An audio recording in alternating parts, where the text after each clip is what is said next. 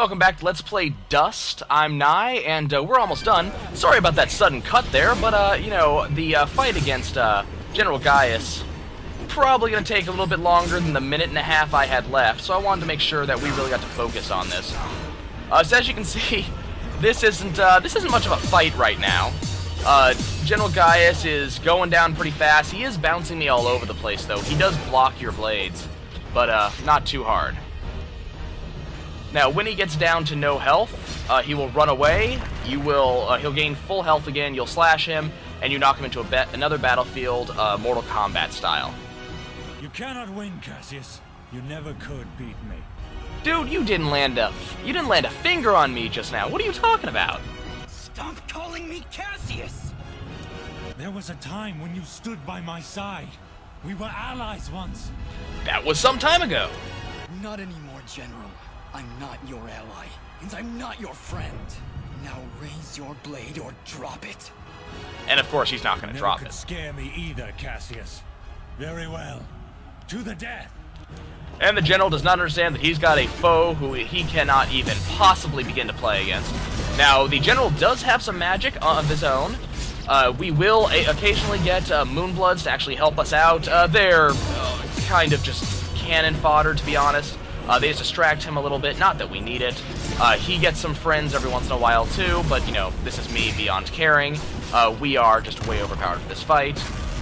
We both fall into the volcano, and he talks again. Don't you remember anything, Cassius? Why would you draw your blade against your fellow soldiers? Why would you draw your blade against me? Because you're a jackass, and you're killing millions of people, or thousands of people. Some number that is over 1.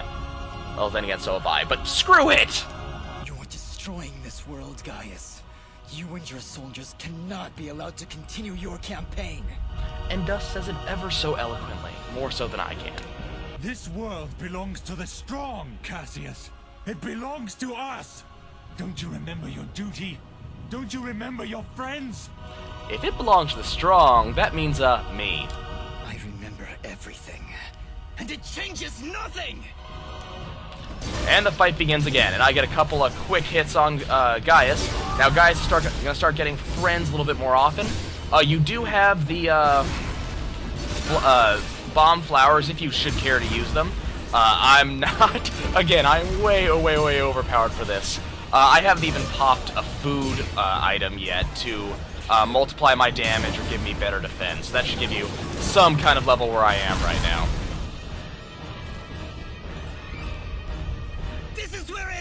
Gaius!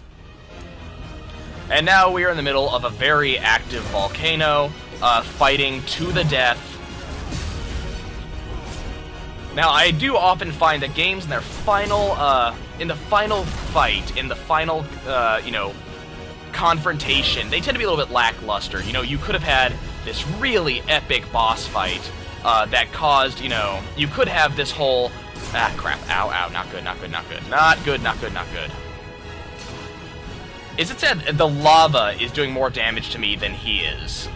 That is kind of depressing. I still haven't healed, though. Yeah, so, you know how epic boss fights are not? You'll have that final boss fight with that enemy, and it just won't be epic. This, I'm fighting in the middle of an exploding volcano. And, oh yeah, I won. Didn't heal, either. Unfortunately, this is when the volcano decides to start erupting.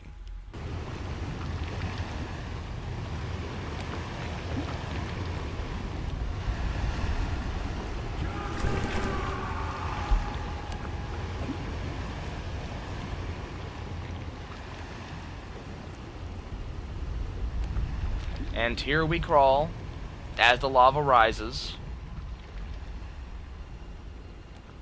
towards General Gaius, who's screaming for us and who is barely hanging on.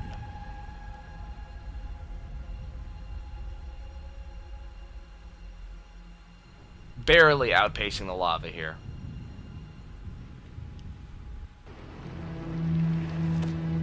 You're not Cassius. Yes, I am. Yes, you are. But Cassius is gone. as is the world we once loved. Cherish it.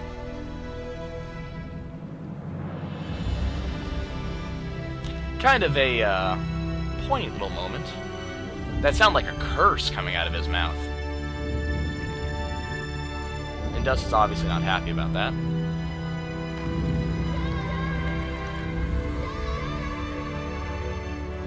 Fidget! There, I see him! Dust! Dust! Fidget, get out. Go. Not without you. Come on, Dust. Get up. We did everything right, Dust. Everything we were supposed to do. And sometimes that's not enough, Fidget. When the life threat calls. Fidget. Thank you. Goodbye, Dust. At the end of an epic boss battle, we lose our champion.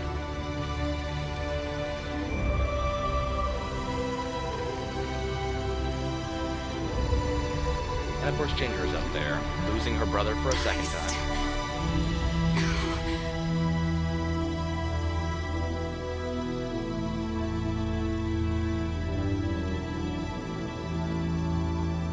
And yes, Ara gets out, because you can't exactly expect the sword to stay. But the lights wink out one by one. Very symbolic.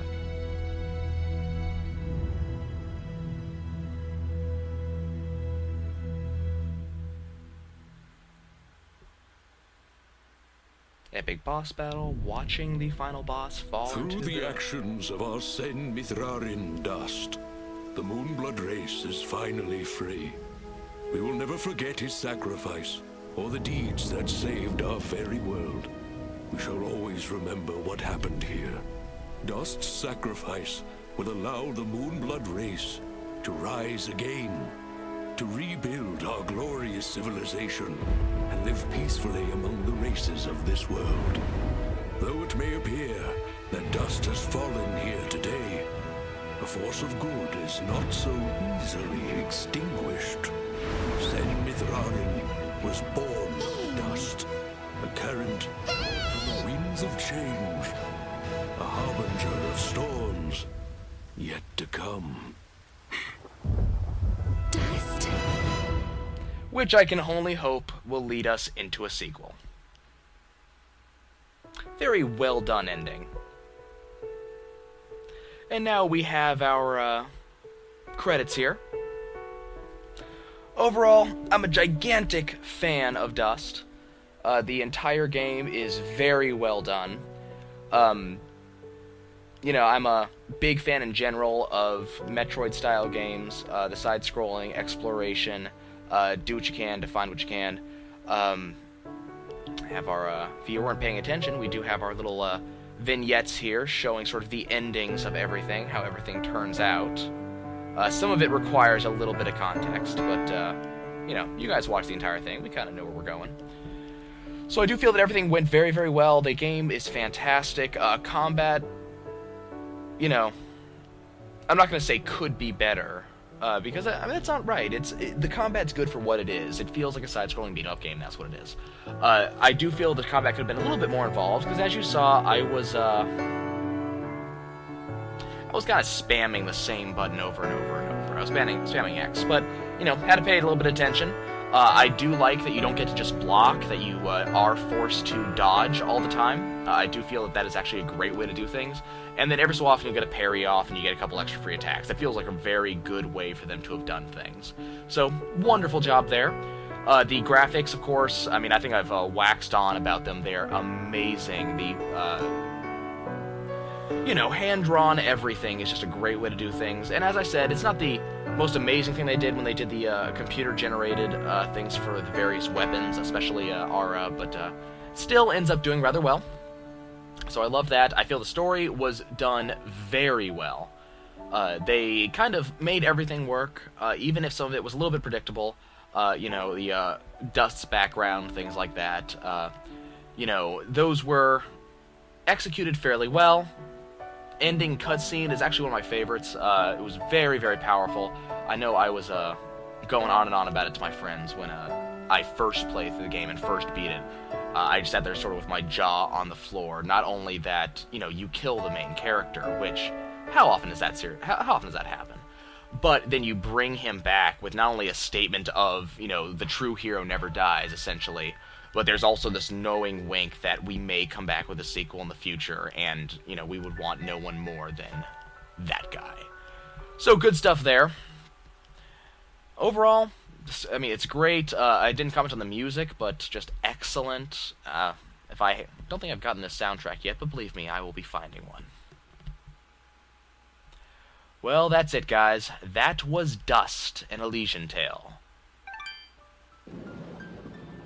One of my favorites. I will see you guys another time.